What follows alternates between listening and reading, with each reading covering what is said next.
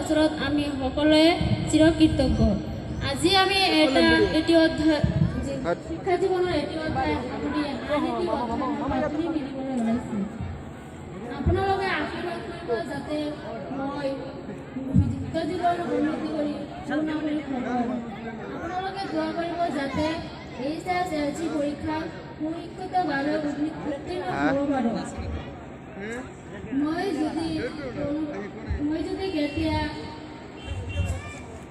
যদি কেতিয়া শিক্ষক শিক্ষয়িত্ৰীৰ লগত বেয়া আচৰণ কৰিছোঁ তেনেহ'লে মোক ক্ষমা কৰি দিব আৰু মই ভুল কৰাৰ বাবে মোৰ বন্ধু বান্ধৱীৰ লগত ক্ষমা বিচাৰিছোঁ।